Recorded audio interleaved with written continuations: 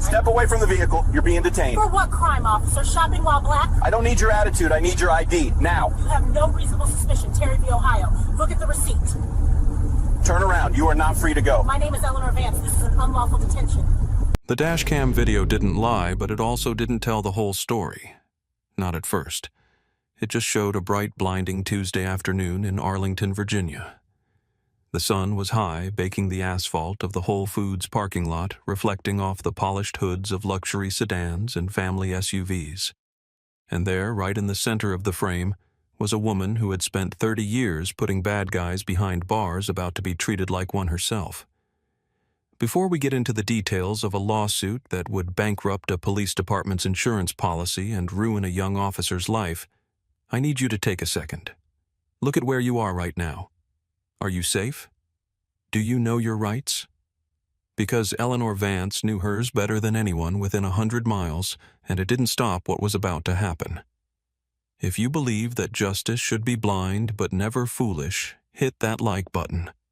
You're going to want to see how this ends. Eleanor Vance was 54 years old, and she didn't look like a woman who carried a federal badge. She looked like a grandmother or a retired school teacher. She was dressed in a beige linen suit, sensible walking shoes, and a silk scarf tied loosely around her neck. She moved with the slow, deliberate grace of someone who had survived back surgery 2 years prior and knew the value of caution. But beneath that soft exterior was a mind sharpened by 3 decades in the Department of Justice's Civil Rights Division. Eleanor wasn't just an investigator. She was a section chief. She had overseen task forces that dismantled corrupt sheriff's departments in Mississippi and prosecuted hate crimes in Idaho. She had sat across interrogation tables from skinheads, corrupt mayors, and killers, and she had never blinked. Today, however, she wasn't hunting federal fugitives. She was hunting for organic produce and expensive imported cheese. It was 2:15 p.m. Eleanor had taken a half-day off to prepare for her sister's anniversary dinner. She had spent 40 minutes inside the store carefully selecting her items. She had paid with her debit card at Register 4. She had the receipt tucked securely into the side pocket of her purse. She pushed her cart toward her silver Lexus SUV, humming a low tune, enjoying the warmth of the sun on her face. She popped the trunk, the hydraulic lift hissing softly, and began to arrange her reusable canvas bags in the cargo area. It was the most mundane, innocent activity imaginable. Watching her from 50 yards away was Officer Kyle Brannigan. At 29 years old, Brannigan was a man who wore his uniform a little too tight and his sunglasses a little too dark. He had been with the force for 6 years, and in that time he had developed a reputation. His sergeant called him proactive. The public defenders called him a liability. Brannigan didn't like slow days. He didn't like sitting in his cruiser watching traffic flow smoothly. He liked action. He liked the feeling of control that came with the badge. He was parked in a shaded spot, ostensibly writing a report, but his eyes were scanning the lot. He saw Eleanor. He didn't see a federal investigator. He didn't see a taxpayer.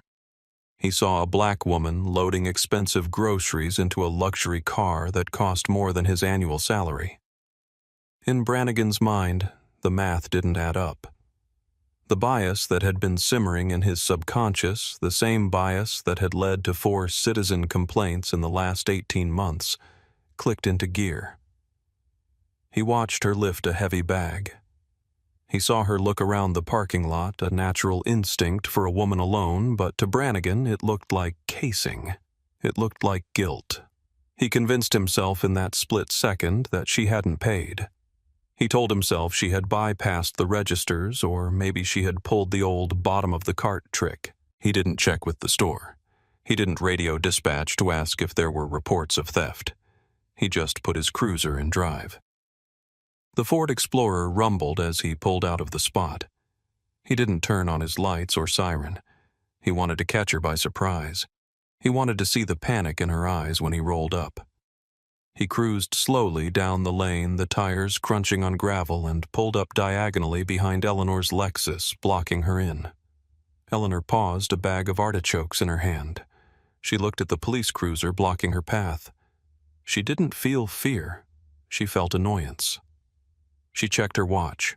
She was on a schedule. She watched as the door of the cruiser opened and Officer Brannigan stepped out. He adjusted his belt, hitching it up, and placed his hand on the butt of his service weapon. It wasn't drawn, but the threat was there. It was a power stance designed to intimidate. "Stay right there," Brannigan called out, his voice carrying over the noise of distant traffic. Eleanor set the bag down gently in the trunk. She turned to face him, her hands empty and visible. She had trained hundreds of agents on how to handle confrontation.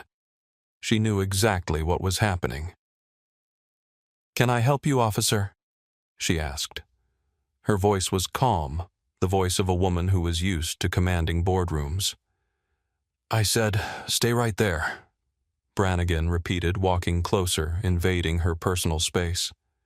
"Step away from the trunk and keep your hands where I can see them." "My hands are visible." "Officer," Eleanor said, "I'm loading my groceries. Is there a problem?" "We'll see," Brannigan sneered. "We've had a lot of theft in this area recently. High-end goods walking out the front door." Eleanor stared at him. "And you believe I'm involved in theft?" "I think you need to explain why you're loading a whole lot of expensive merchandise into a car that—" "Well, let's just say I want to see some proof of purchase." The accusation hung in the hot afternoon air. It was baseless. It was insulting. And for Kyle Brannigan, it was the beginning of the end. The air in the parking lot seemed to grow heavier, the humidity spiking as the tension between the two figures intensified. Eleanor Vance stood her ground, her posture perfect, her expression unreadable. She had seen men like Kyle Brannigan before. She had seen them in Alabama in the 90s. She had seen them in Chicago in the 2000s. The uniform changed, the cities changed, but the look in their eyes, that mix of arrogance and insecurity, was always the same. "Officer," Eleanor said, her tone dropping an octave, becoming more authoritative. "I have just purchased these items. The receipt is in my purse, which is sitting on the front seat of my vehicle. I am happy to retrieve it for you to resolve this misunderstanding immediately." Brannigan shook his head, a tight, dismissive smile playing on his lips. "No, you're not reaching into that car. You're not reaching for anything. You step away from the vehicle. Now." Eleanor didn't move. "I am not stepping away from my property. You are detaining me. For a detention to be lawful, you need reasonable suspicion that a crime has been committed, is being committed, or is about to be committed. Terry v. Ohio. What is your articulable reasonable suspicion, officer?" Brannigan blinked. He hadn't expected a citation of case law. Most people he stopped stuttered or cried or got angry and shouted. They didn't quote Supreme Court decisions. But instead of pausing to consider that he might be out of his depth, Brannigan felt a surge of anger. He took it as a challenge. "Don't quote law to me, lady," Brannigan snapped, stepping closer until he was just 3 feet away from her. "My suspicion is that you're acting nervous. You're being argumentative, and you fit the description of a shoplifting suspect we've been looking for." "Which description?" Eleanor asked sharply. "Be specific. Height, weight, clothing, or is the description just black woman in a grocery store?" "Watch your mouth," Brannigan warned. "I'm conducting an investigation. I don't need to explain myself to you. Now, for the last time, step to the curb." "I have the receipt," Eleanor said again, gesturing with her head toward the open driver's side window. "It is right there. If you look, you will see the Whole Foods logo and today's date. It will take you 10 seconds to verify." "I'm not interested in a piece of paper you could have picked up off the ground." Brannigan said, his logic crumbling but his resolve hardening. "I'm interested in why you're resisting a lawful order. I need your ID, driver's license, now." "I am not resisting," Eleanor stated clearly. "I am asserting my rights." "I am under no obligation to provide identification unless I am being lawfully detained or arrested. Since you have no reasonable suspicion, this encounter is consensual and I am choosing to end it. I am going to close my trunk and get in my car." She reached for the handle of the trunk. "Don't you do it," Brannigan yelled. His hand tightened on his holster. "You are not free to go, you are detained." "For what crime?" Eleanor demanded, her voice rising for the first time, not in fear, but in command. "For suspicion of grand larceny," Brannigan shouted back. "And now for obstruction. You want to play lawyer? We can play lawyer downtown. I'm going to need to search this vehicle. I need to inventory the stolen goods." Eleanor's eyes narrowed. This was the line. The Fourth Amendment was not a suggestion to Eleanor Vance. It was a sacred text she had spent her life defending. "You will not search my vehicle," she said, enunciating every word with crystal clarity. "I do not consent to any searches. You do not have probable cause. You do not have a warrant. If you enter my vehicle, you are violating my civil rights under color of law, Title 18 United States Code, Section 242. Brannigan laughed. It was a harsh, ugly sound. "Section 242? You watch too much TV. I have probable cause because you're acting like a criminal. You're refusing to cooperate. That gives me everything I need." "Refusal to waive constitutional rights is not probable cause," Eleanor shot back. "Arizona versus Gant. You are making a mistake that is going to cost you your badge, officer. I am asking you as a fellow officer of the law to stop and think." "Fellow officer," Brannigan scoffed. "What, you a security guard at the mall? You think that makes us peers?" "I am not a security guard," Eleanor said. "I am a federal investigator with the Department of Justice." The silence that followed should have been the moment Brannigan walked away. It should have been the moment he apologized. But his pride was too far gone. He looked at the middle-aged woman in the linen suit, looked at her groceries, and decided she was lying. "Yeah," Brannigan said. "And I'm the director of the FBI. Turn around." The confrontation had spilled out of the realm of a quiet misunderstanding and into the public theater. Shoppers pushing carts full of organic kale and almond milk were stopping. The suburban quiet was broken by the raised voices. A young woman in yoga pants pulled out her iPhone. A man in a business suit stopped near his BMW and started recording. Brannigan noticed the audience, and instead of checking his behavior, he performed for them.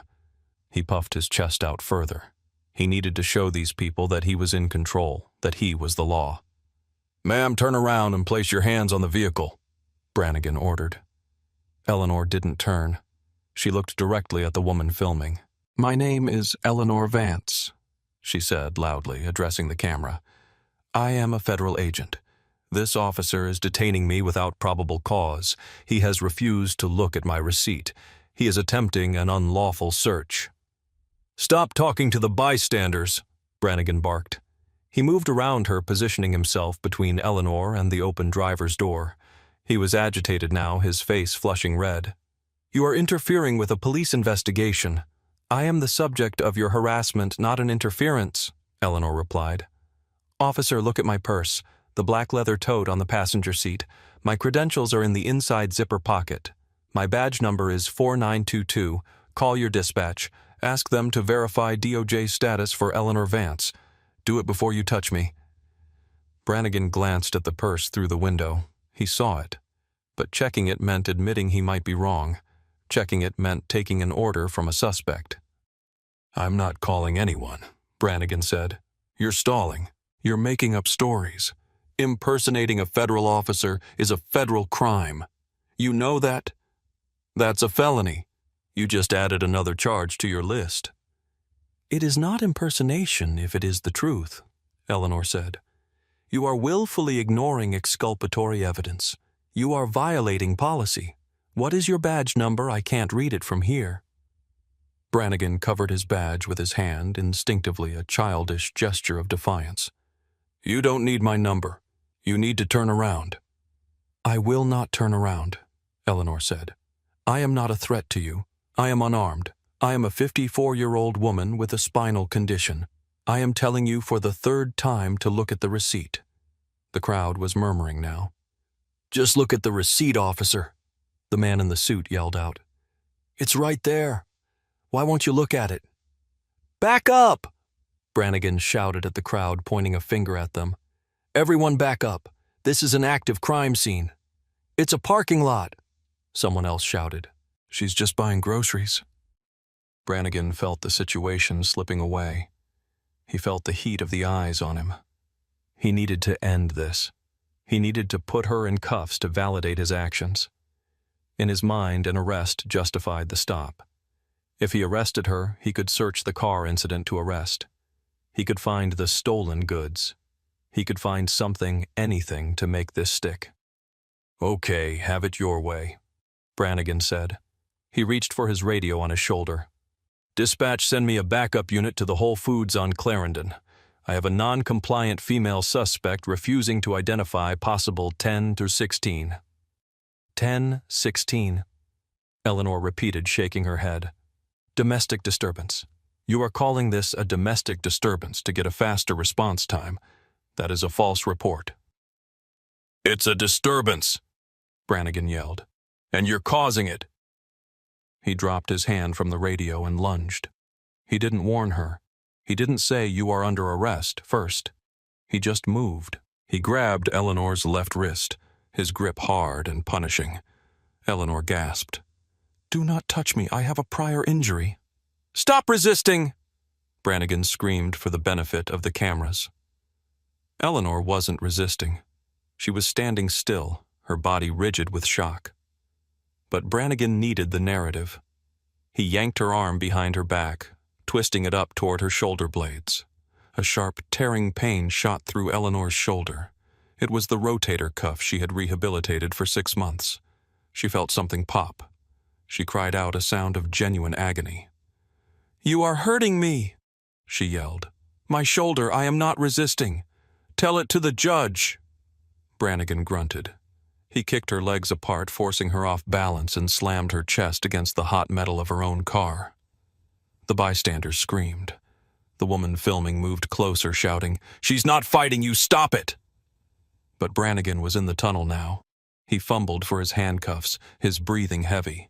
He slapped the metal onto Eleanor's left wrist, then grabbed her right arm and wrenched it back. Eleanor bit her lip to keep from screaming again as the second cuff clicked. The cold steel bit into her skin. She was handcuffed. A section chief of the Department of Justice standing in a Whole Foods parking lot, handcuffed by a patrolman who hadn't even looked at her receipt. The click of the handcuffs was the sound of a career ending, though Officer Brannigan didn't know it yet. He only felt the adrenaline of the capture. He had won. He had subdued the threat. He spun Eleanor around, grabbing her by her upper arm, right on the injury, and marched her toward his cruiser. "You have the right to remain silent." Brannigan recited, breathless reciting the Miranda warning with a mix of aggression and triumph. "Anything you say can and will be used against you in a court of law." Eleanor stumbled, her expensive shoes scraping against the pavement. The pain in her shoulder was a white-hot lance of fire, making her vision blur. But her mind was cold. Her mind was a steel trap snapping shut. She stopped speaking to Brannigan. There was no point. He was no longer a person to reason with. He was a defendant. She shifted into preservation mode. She memorized the time, 2:24 p.m. She memorized the faces of the witnesses.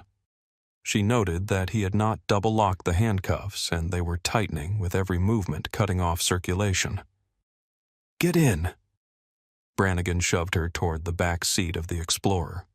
The plastic seat was hard, the space cramped. Eleanor had to contort her body to slide in the pain in her shoulder, bringing tears to her eyes. She didn't wipe them away. She let them fall. They were evidence of pain and suffering. Brannigan slammed the door. The sound was final. He walked back to her car. The crowd was yelling at him now. "You can't leave her car open," the man in the suit yelled. "Her purse is in there." Brannigan ignored him. He looked into Eleanor's car. He saw the purse. He saw the receipt sitting on the dashboard where she had said it was. He paused for a fraction of a second. A smarter man would have looked at it.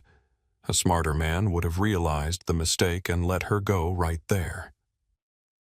But Brannigan grabbed the purse and threw it into the front seat of his cruiser. He wasn't going to check it now. He was going to book it as evidence. He locked Eleanor's car and pocketed her keys. He got into the driver's seat of his patrol car. The air conditioning was blasting. He looked in the rear-view mirror. Eleanor was sitting perfectly straight, eyes forward, not looking at him. "You comfortable back there?" Brannigan asked, mocking her. "Not so talkative now, huh?" Eleanor said nothing. She was reciting the elements of a 1983 claim in her head. Deprivation of rights under color of law, excessive force, false arrest, malicious prosecution, and the drive to the precinct took 15 minutes. Brannigan drove fast, weaving through traffic using his siren at intersections just to cut through. He was high on the power. He radioed ahead. "One female in custody. Grand larceny resisting impersonating an officer." "Copy that, Brannigan," the dispatch crackled back. When they pulled into the sally port of the precinct, the garage door rolled down, sealing them inside the concrete belly of the station. Brannigan hauled Eleanor out of the car. Her legs were stiff. Her shoulder was throbbing with a dull, sickening ache. He marched her through the heavy steel doors into the processing area. It smelled of industrial cleaner, stale coffee and misery. Several other officers were milling about. They looked up. They saw a well-dressed older black woman in handcuffs and a linen suit. It wasn't the typical look of a shoplifter, but they didn't question it. They trusted the uniform. "Got a live one?" Brannigan announced, pushing Eleanor toward the booking bench. "Tried to walk out of Whole Foods with half the store, then tried to tell me she was a Fed." A few officers chuckled. "Yeah, I had the Queen of England in here last week," one joked. "Name?" The booking sergeant. A man named Thomas Kowalski didn't look up from his computer screen. Kowalski was 58, 2 years away from retirement. He had seen everything. He was tired. "She refused to give it," Brannigan said. "Jane Doe for now." "I am not Jane Doe," Eleanor said. Her voice was parched but steady. "My name is Eleanor Vance. I need you to remove these handcuffs immediately due to a medical emergency with my shoulder, and I need you to retrieve my credentials from my purse, which Officer Brannigan seized." Kowalski looked up. He looked at Eleanor. He looked at her clothes. He looked at her eyes. He didn't see a junkie. He didn't see a thief. He saw dignity. "She claiming she's DOJ," Brannigan laughed, throwing Eleanor's purse onto the counter. "Check it. Probably a fake badge she bought online." Kowalski pulled the purse toward him. He opened it. He saw the wallet. He pulled it out. He flipped it open. The room went silent. It wasn't a fake. It was the heavy leather-bound commission of a special agent and section chief of the United States Department of Justice. The gold badge gleamed under the fluorescent lights. The photo ID was unmistakable. Eleanor Vance, Civil Rights Division. Kowalski stared at the badge. He stared at Brannigan. His face went pale, draining of all color until he looked like a ghost. "Brannigan," Kowalski whispered, his voice trembling. "What did you do?" "What?" Brannigan asked, confused by the reaction. "It's fake, right?" Kowalski stood up slowly. "Uncuff her. Now. Sarge, she. Uncuff her. Right now." Kowalski roared, his voice echoing off the concrete walls. "You idiot! You absolute idiot!" The scream from Sergeant Kowalski shattered the casual atmosphere of the booking room. Every officer froze. The typewriters stopped clacking. The banter died instantly. Brannigan recoiled as if he'd been slapped. He looked at the sergeant, then at the badge on the counter, then back at Eleanor. The realization hit him like a physical blow to the gut. The arrogance drained out of his face, replaced by a dawn of horror. He fumbled for his keys. His hands were shaking so badly he dropped them on the floor. The sound of the keys hitting the linoleum was deafening in the silence. "Pick them up," Eleanor said.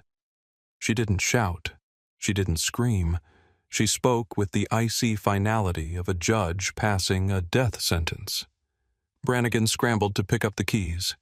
He approached Eleanor, his bravado gone. He reached for her wrists. "Gently," Kowalski warned, coming around the desk.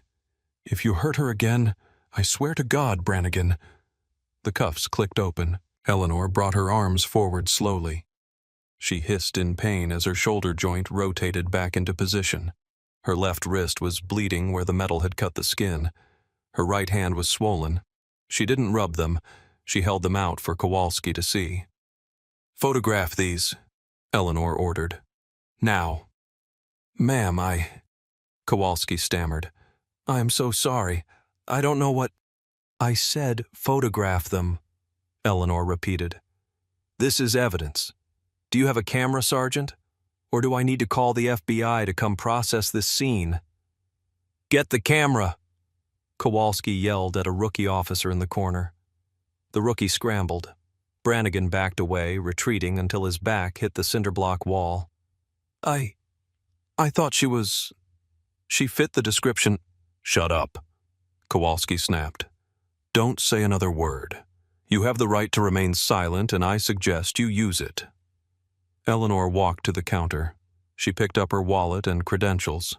She didn't put them away. She laid them out side by side. "I want the watch commander," Eleanor said. "I want the chief of police, and I want a medical evaluation for this shoulder, in that order."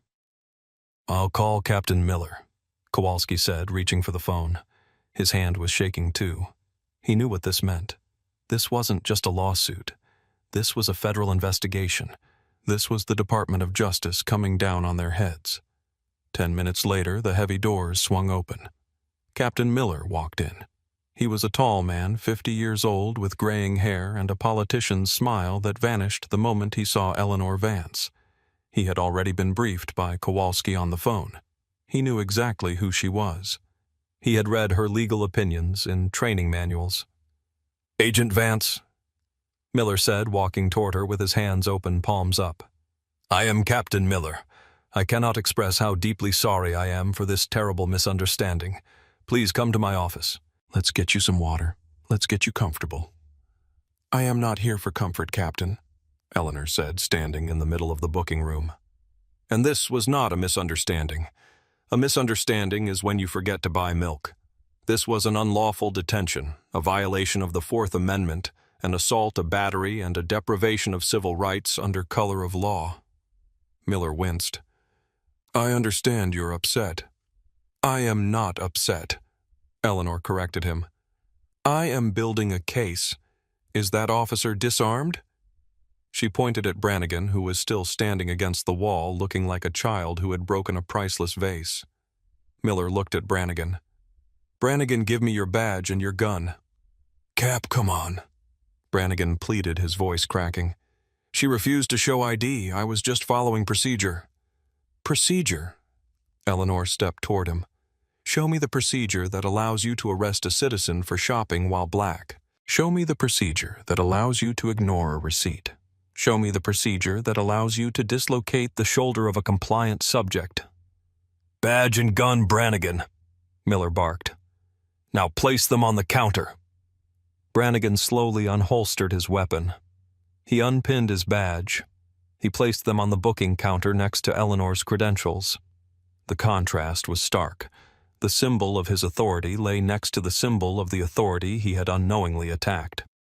"You are relieved of duty pending an internal investigation," Miller said. "Go home." "I can't go home," Brannigan said, looking at Eleanor. "She has my car keys." Eleanor didn't smile. "No, I have my car keys. You have a long walk ahead of you." The walk to Captain Miller's office was the longest walk of Miller's career. He ushered Eleanor inside and offered her the leather chair usually reserved for the mayor or high-ranking donors. Eleanor declined. She remained standing, favoring her injured shoulder. "Agent Vance, please." Miller tried again.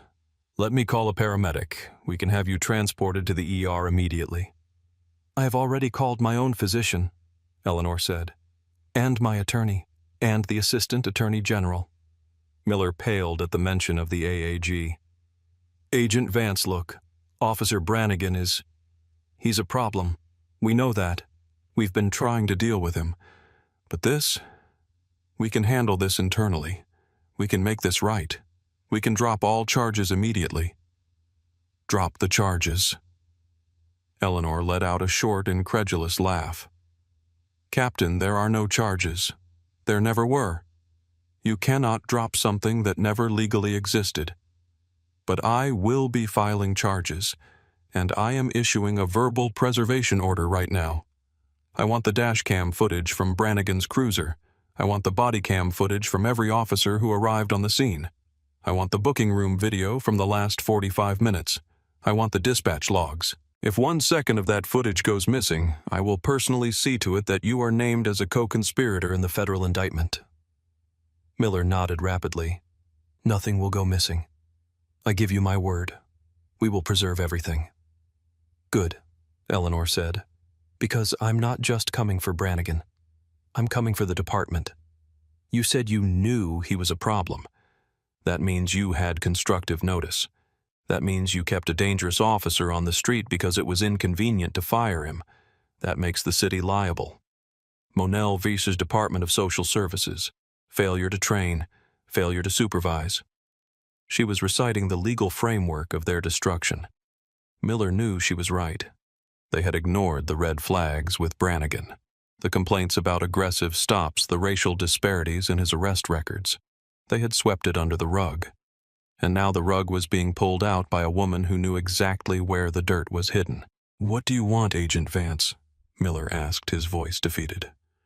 I want my car returned to me, Eleanor said. I want to ride back to Whole Foods to retrieve it, and then I want you to prepare for the storm. An hour later, Eleanor was back in the parking lot. Her shoulder was in a sling provided by the paramedics who had treated her at the station. She stood by her Lexus. The groceries were still in the trunk, likely spoiled by the heat. The crowd was gone, but the ghost of the incident remained. She didn't cry until she was inside her car with the doors locked. She leaned her head against the steering wheel and let the tears come not from sadness, but from rage. The pain in her arm was a constant reminder. She thought about her son. She thought about her grandson, who was 17 and just learning to drive. If Brannigan had stopped her grandson, he wouldn't have had a DOJ badge. He wouldn't have known case law. He might have panicked. He might have reached for his phone. And Brannigan might have shot him. That thought dried her tears instantly. This wasn't about her. It was about the ones who couldn't fight back. She started the engine. She wasn't going to her sister's anniversary dinner. She was going to her office. She had work to do. The lawsuit hit the city attorney's desk 3 days later, like a tactical nuke. Vance v. Brannigan et al. It was 50 pages of devastating legal prose. It didn't just allege misconduct. It documented a systemic culture of racial profiling and excessive force within the department. The discovery phase was a bloodbath. Eleanor's legal team, led by a shark of a civil rights attorney named Marcus Thorne, subpoenaed everything. They got Brannigan's personnel file. It was a horror show. 12 complaints in 6 years. 4 for excessive force, 8 for racial profiling. All of them unsubstantiated by internal affairs. But the smoking gun was the body cam footage. When the video was released to the public, it didn't just go viral. It became a cultural moment. The image of the calm, well-dressed black woman standing in the sunlight, politely offering a receipt, contrasted with the screaming, aggressive young white officer, was impossible to ignore. The audio was crystal clear. I am not a security guard. I am a federal investigator.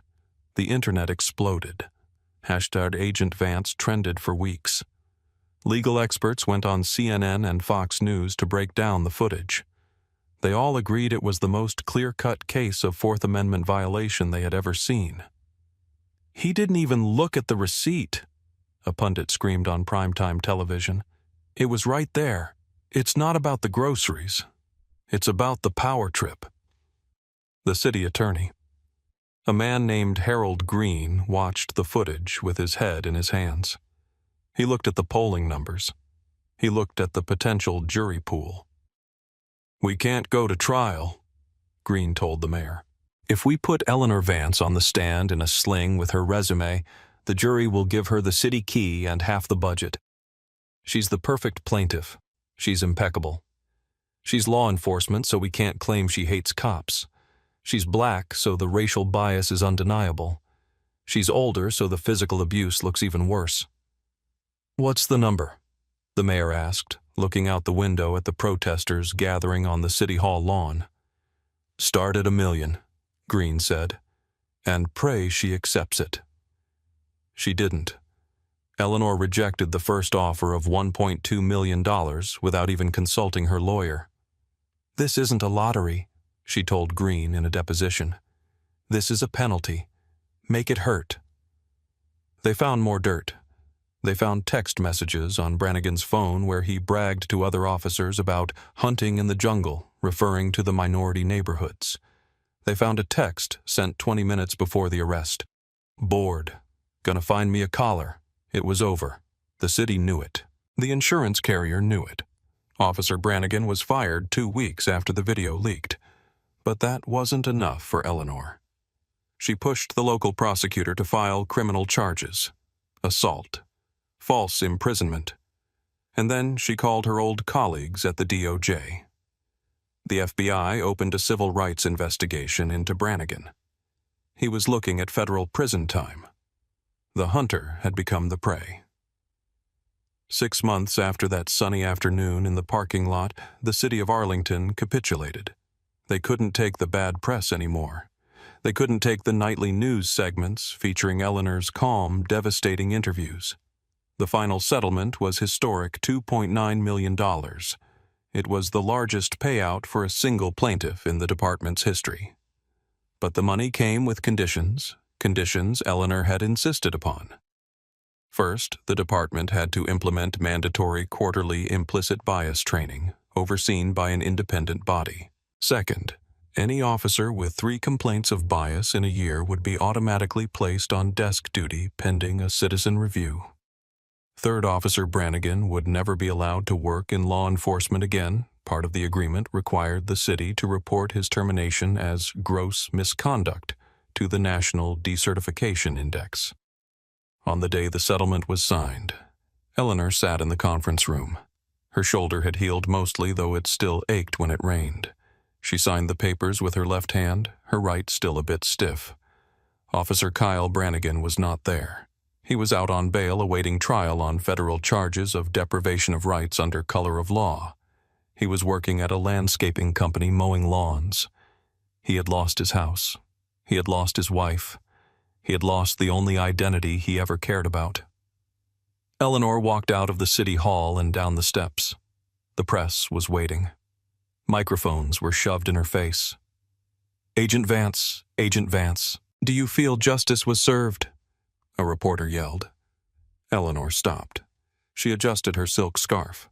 She looked into the cameras. "Justice," she said, her voice steady and low, "would be me never having to meet Officer Brannigan. Justice would be loading my groceries in peace. This is just accountability. And accountability is expensive. It cost the taxpayers $2.9 million. It cost a young man his career. It cost me my peace of mind. But if it stops the next Brannigan from putting handcuffs on the next innocent woman, then it was a price we had to pay." She walked to her car, the same silver Lexus. She got in. She didn't drive to work. She drove to Whole Foods. She parked in the same spot. She walked in. She bought a gallon of milk and a loaf of bread. She paid at the register. She walked out to her car. She paused at the trunk. She looked around the parking lot. It was just a parking lot. Cars, pavement, sun. But it felt different now. The world felt different. She loaded her bags. No one stopped her. No one questioned her. She got in the driver's seat and locked the doors. She sat there for a long time, listening to the silence, listening to the beat of her own heart. She was a millionaire. She was a hero to millions. She was a legend in the legal community. But as she looked in the rearview mirror, she didn't see a hero. she saw a survivor. She saw a woman who knew that the badge in her purse was just a piece of metal, and that without it she was just another body in the crosshairs of a system that was broken. She started the car and drove away, leaving the empty space behind her. The silence in that car is something most people will never understand.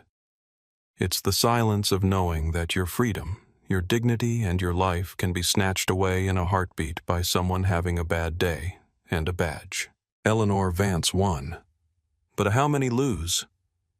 How many are sitting in a cell right now because they didn't know the case law, or they didn't have the credentials, or they just panicked? This story isn't just about a racist cop getting what he deserved. It's about the fragility of our rights. It's a reminder that authority without accountability is just tyranny with a uniform.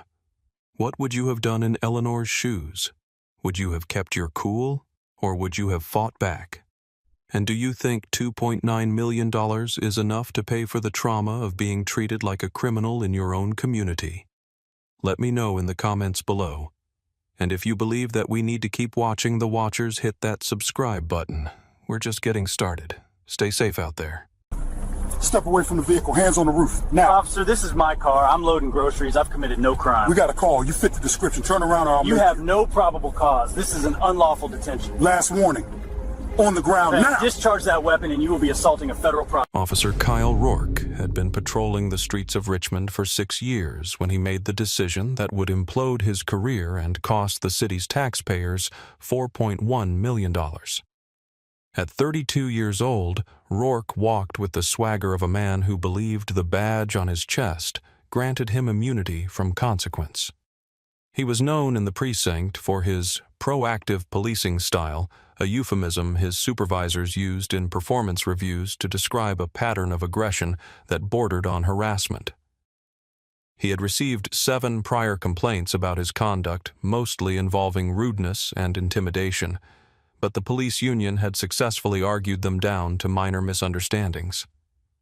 Rourke had convinced himself that he possessed an instinct for sniffing out trouble, a sixth sense that was in reality little more than a collection of unexamined biases. He believed he was the thin blue line standing between order and chaos. He was about to find out that he was actually the chaos. Before we dive into the details of this catastrophic Tuesday afternoon, let me ask you, where are you tuning in from today? If you believe that accountability is the cornerstone of justice, please hit that subscribe button. We bring you these stories because the truth deserves a witness. It was 2:15 p.m. on a bright, unseasonably warm Tuesday in October. The sky was a piercing blue, the kind of autumn afternoon that makes people pause and appreciate the season. The parking lot of Oakwood Market, an upscale grocery store in the affluent West End district, was bustling. Oakwood Market was the sort of place where the produce was organic, the cheese was imported, and the clientele drove vehicles that cost more than most people's homes.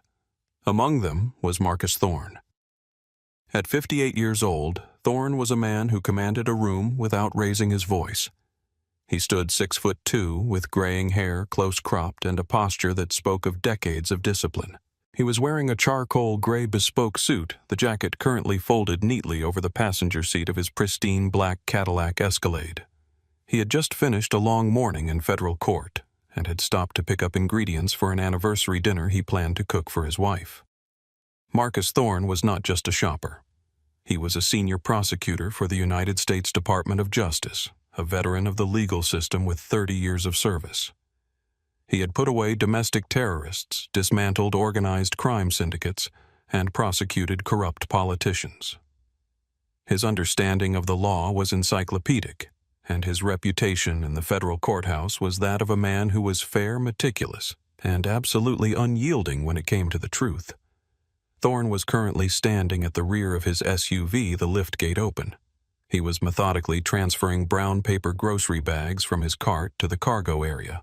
He moved with the unhurried grace of a man who had nothing to hide and nowhere to run. He checked his watch, a vintage timepiece he'd bought after his first big case in the 90s, and calculated that he had plenty of time to get home and start the marinade. To anyone paying attention, Marcus Thorne looked exactly like what he was, a successful professional running an errand. But to Officer Kyle Rourke, who was idling his patrol car 2 streets away, and to the man watching from the manager's office of the Oakwood Market, Thorne was simply a suspect waiting to be identified. The stage was set for a collision between competence and arrogance, between the rule of law and the abuse of power. And it would all start with a phone call made by a man who couldn't imagine that a black man in a suit belonged in that parking lot. Silas Vance, the 38-year-old manager of Oakwood Market, prided himself on running a tight ship. He had been transferred to this location only 4 months prior and was desperate to prove his worth to the corporate owners. Vance was a man of nervous energy, constantly scanning security monitors and pacing the floor looking for problems where none existed. He viewed the wealthy, predominantly white clientele of the West End as his personal responsibility to protect. From the vantage point of his second-floor office window, Vance looked down at the parking lot, his eyes fixated on the black Escalade parked near the front. He saw Marcus Thorne loading groceries. Instead of seeing a customer, Vance saw an anomaly. In Vance's limited worldview, men who looked like Thorne didn't drive cars like that unless they were up to no good. "He's been there too long," Vance muttered to himself, though Thorne had been at his car for less than 3 minutes. Vance squinted. Was he loading groceries, or was he pretending to load groceries while casing the other high-end vehicles? Was that even his car? Vance didn't bother to check the transaction logs to see if a tall black man had just purchased $200 worth of steaks and wine. He didn't bother to go outside and ask a polite customer service question. Instead, he let his bias take the wheel. He picked up the phone and dialed the police non-emergency line, a number he had used 3 times that month already for suspicious individuals who turned out to be delivery drivers or contractors. "Dispatch, this is Silas Vance at Oakwood Market," he said, his voice tight with self-importance. "I need an officer out here. We have a suspicious male subject in the parking lot.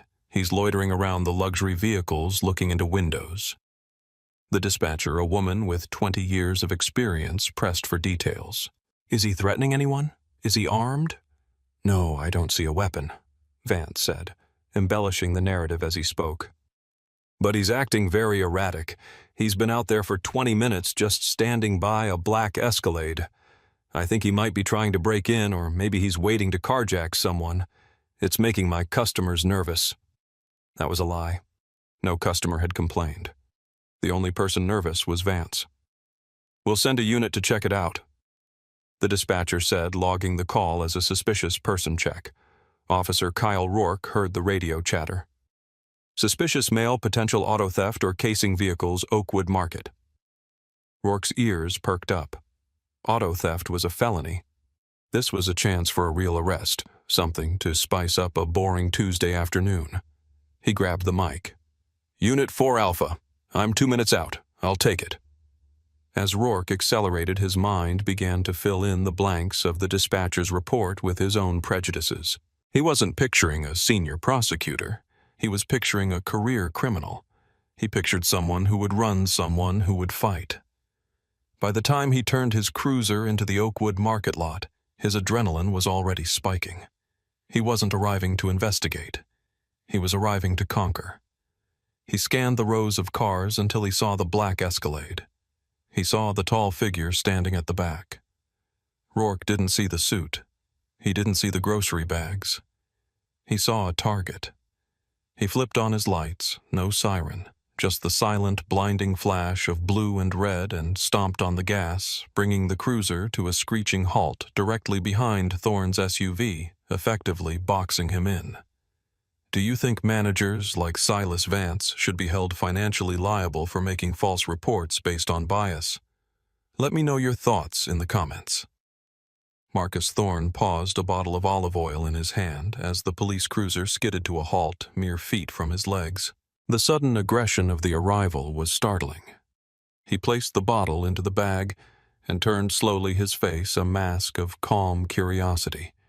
He had spent 30 years working alongside law enforcement. He respected the badge. But he also knew better than almost anyone how quickly bad policing could escalate a situation. Officer Rourke threw his door open and stepped out. He didn't adjust his belt or put on his hat. He marched toward Thorne with his hand resting ominously near his holstered sidearm. His body language was coiled, ready to spring. "Step away from the vehicle," Rourke barked, his voice loud enough to turn heads 3 rows away. Thorne didn't flinch.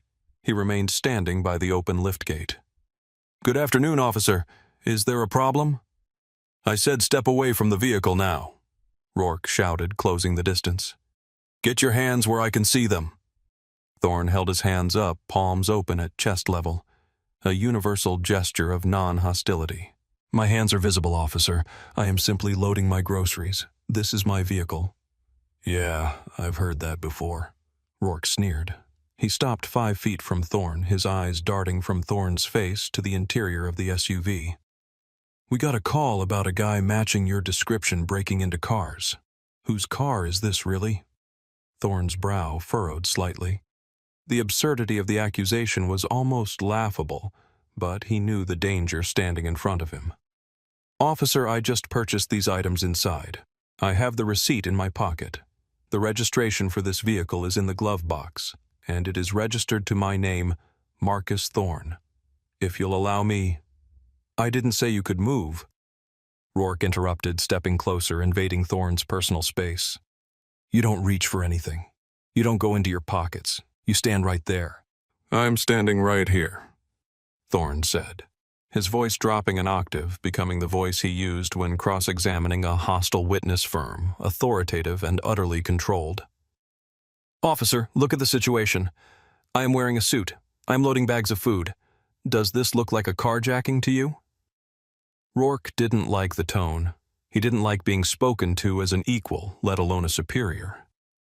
In his mind, suspects were supposed to be nervous, apologetic, or belligerent. Thorne was none of those things. He was dignified, and to Rourke that dignity felt like defiance. "I don't care what you're wearing," Rourke spat. "Smart criminals dress up. Turn around and face the car. Put your hands on the roof." "I will not," Thorne said simply. The air in the parking lot seemed to freeze. Several shoppers who had been loading their own cars stopped. A woman 2 cars down closed her trunk, slowly watching. "Excuse me?" Rourke asked, disbelief coloring his face. "I said I will not," Thorne repeated. "I have committed no crime. You have no probable cause to detain me. I have identified myself and offered proof of ownership. You are escalating a consensual encounter into an unlawful detention. You want to talk law with me?" Rourke laughed, a harsh, humorless sound. "I'm the one with the badge, pal. You're the one suspected of a felony. Now, for the last time, turn around or I will make you turn around." Thorne looked Rourke in the eye. He was assessing the officer's mental state, calculating the odds. Rourke was young, agitated, and clearly not listening. "Officer, I am advising you to calm down. You are making a mistake that you cannot undo." The warning flew right over Officer Rourke's head. To him, Thorne's refusal to submit was a direct challenge to his authority. The adrenaline was pumping harder now, narrowing his vision until all he could see was the man in the suit who wouldn't obey. "That's it," Rourke growled. He took a step back and reached for his belt. "Let's see some ID, now. If this is your car, prove it." "I attempted to do that a moment ago," Thorne said, his patience thinning, but his composure intact. "My identification is in my breast pocket." Thorne moved his right hand slowly toward the inside of his suit jacket. It was a deliberate telegraphed movement designed to show he was not a threat. "Don't you do it!" Rourke screamed. His hand flew to his holster. In a split-second decision, perhaps the only one that saved Rourke from a murder charge that day, he bypassed his service weapon and ripped his taser from its holster. He leveled the yellow plastic weapon at Thorne's chest. The red laser dot danced on the lapel of Thorne's expensive Italian suit. "Hands up, hands in the air, or I will light you up," Rourke yelled. Thorne froze.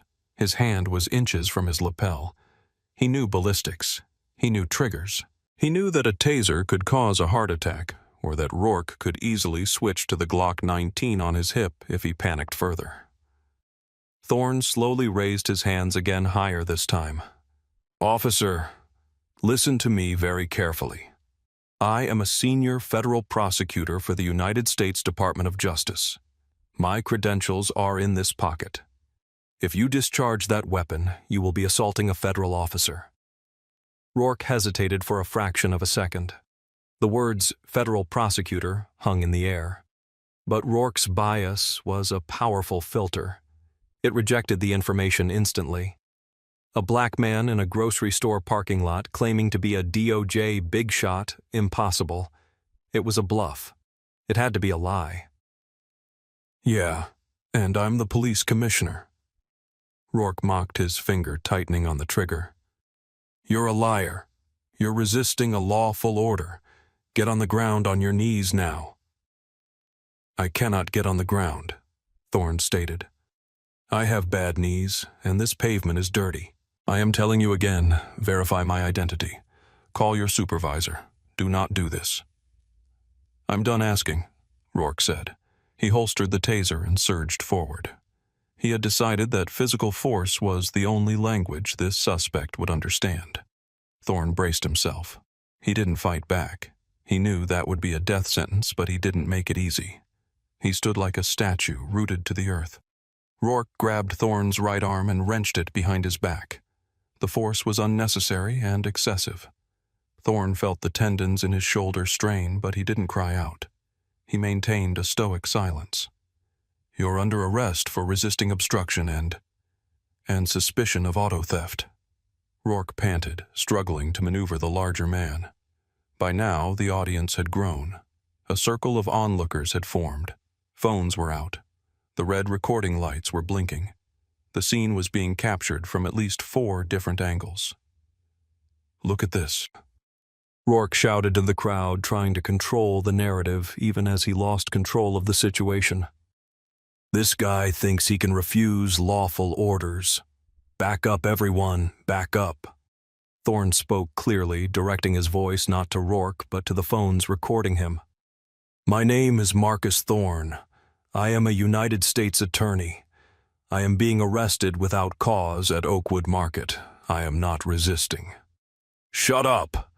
Rourke shoved Thorne forward, slamming his chest against the side of the Escalade. The sound of the impact, expensive fabric against expensive metal, was sickening. Rourke kicked Thorne's legs apart. "You're done talking." Rourke hissed in his ear. The metal handcuffs clicked ominously once, twice. Rourke ratcheted them tighter than regulation allowed, biting into Thorne's wrists. It was a petty, punitive move, a final assertion of dominance. Thorne stood pressed against his own car, his cheek resting against the cold glass of the rear window. He could see his groceries inside, the steaks, the bottle of red wine, the card he had bought for his wife. The indignity of it washed over him hot and sharp, but he pushed it down. He needed a clear head. He was already building the case file in his mind. Count 1, unlawful detention. Count 2, assault. Count 3, deprivation of civil rights under color of law. "You have the right to remain silent." Rourke began to recite the Miranda warning, rushing through the words as if they were a nuisance rather than a constitutional bedrock. Rourke spun Thorne around. He reached into Thorne's jacket pocket, the one Thorne had tried to access earlier. He pulled out a slim leather wallet. "Let's see who you really are," Rourke muttered. He didn't open it. He didn't look at the ID. He was so convinced that the wallet would contain nothing of value, or perhaps a fake ID, that he simply tossed it onto the passenger seat of his patrol car through the open window. "Hey," a woman from the crowd shouted. She was a middle-aged soccer mom type, holding her phone steady. "He told you who he was?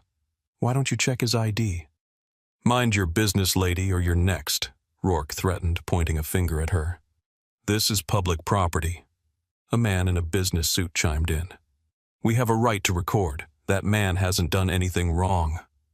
"I'm securing the suspect," Rourke yelled. He grabbed Thorne by the upper arm and marched him toward the cruiser. Thorne walked with his head high despite the awkward angle of his arms. He didn't struggle. He didn't stumble. He walked with more dignity in handcuffs than Rourke had ever possessed in uniform. Rourke opened the back door of the cruiser and shoved Thorne inside. The space was cramped, the plastic seat hard and unyielding. Thorne had to twist his body to fit his long legs inside. Rourke slammed the door shut, sealing Thorne in the cage. As Rourke walked around to the driver's side, he looked up at the manager's office window.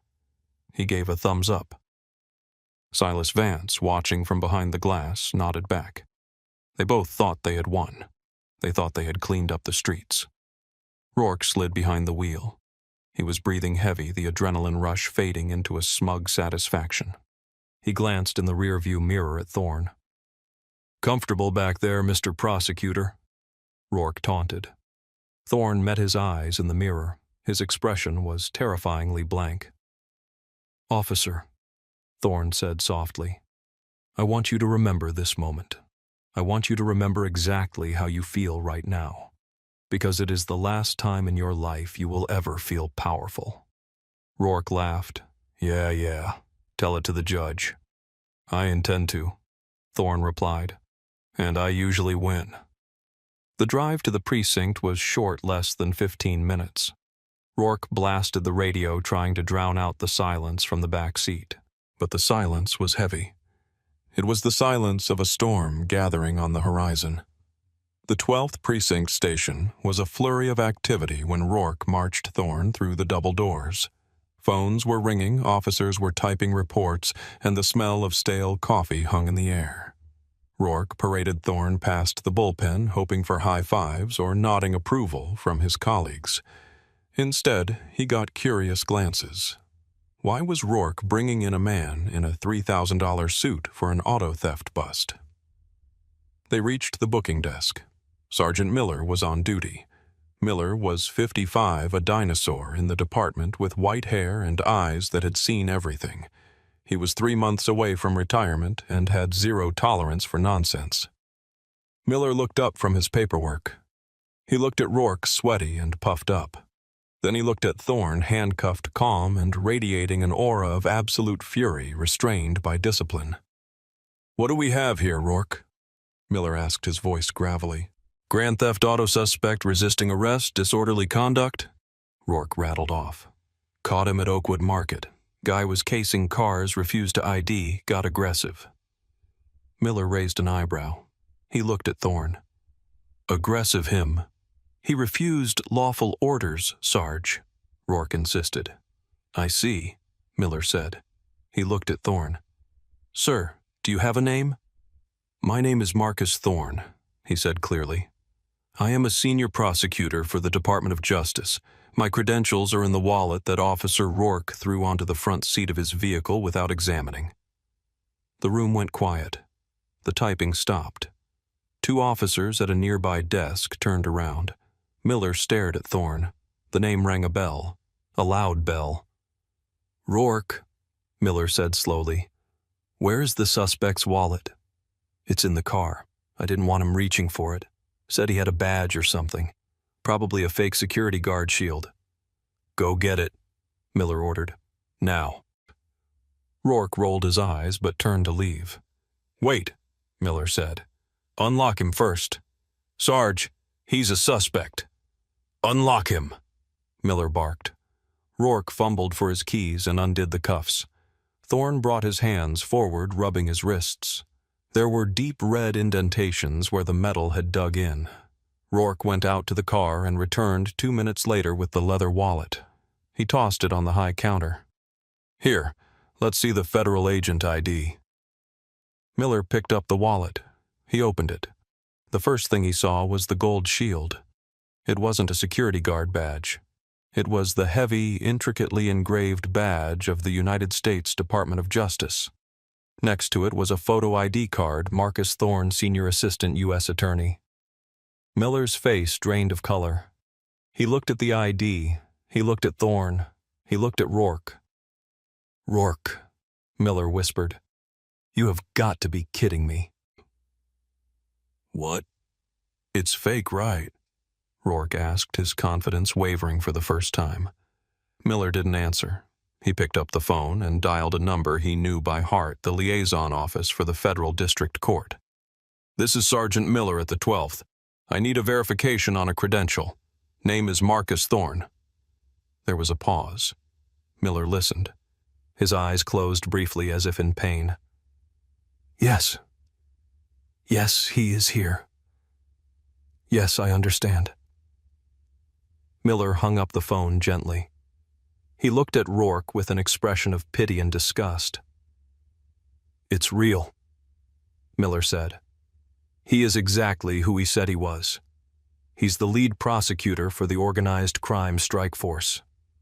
Rourke's mouth opened, but no sound came out. The swagger evaporated instantly. Miller turned to Thorne. "Mr. Thorne, on behalf of this precinct, Save it, Sergeant." Thorne cut him off. "I want your captain, I want the chief, and I want this officer's badge number and chain of command documented immediately." The next hour was a blur of high-ranking brass descending on the precinct. The captain arrived within 20 minutes, breathless and looking as if he'd just swallowed a lemon. The chief of police was on the phone. Officer Rourke was sitting in a chair in the corner of the interrogation room, not as an interrogator, but as the subject of an internal affairs inquiry that had started 5 minutes ago. He looked small. The reality of what he had done was crashing down on him. He hadn't just arrested a black man, he had arrested a man who had the power to summon the FBI with a text message. Thorne sat in the captain's office nursing a cup of water. He had refused medical attention, though his wrists were swelling. He wanted the injuries documented by his own doctors. "Mr. Thorne," the captain said, wiping sweat from his forehead. "This is a terrible misunderstanding. Officer Rourke is zealous. We can release you immediately, drop all charges, obviously. We can have a driver take you back to your car." Thorne set the water down. "Captain, do not insult my intelligence. This was not a misunderstanding. This was profiling, pure and simple. If I were white wearing that suit loading those groceries, Officer Rourke would have waved as he drove by. Instead, I was assaulted. We will handle this internally," the captain promised. "You will," Thorne agreed. "But I will handle it externally. I want my property returned. I want the body camera footage preserved. And I am leaving here to call my attorney." As Thorne walked out of the precinct, a free man, but a furious one, the internet was already doing its work. The video taken by the soccer mom had hit social media. It was titled "Cop Assaults DOJ Prosecutor for Shopping While Black." It had 50,000 views in the first hour. By the time Thorne got home to his wife, the anniversary dinner ruined the steaks likely spoiled in the impounded car. It had 1 million. The comments were a landslide of outrage. He showed his hands. He was calm. How does a cop not check ID before arrests? Fire him. Arrest him. The next morning, the press conference was not held by the police department. It was held by Marcus Thorne, standing on the steps of the federal courthouse, flanked by civil rights attorneys. His wrists were bandaged. "Yesterday," Thorne told the assembled bank of microphones, "I was reminded that no amount of education, no title, and no suit of clothes protects a black man from the presumption of guilt. Officer Rourke didn't see a prosecutor. He saw a predator. And because of that, he violated his oath." Back at the station, Rourke was called into the chief's office.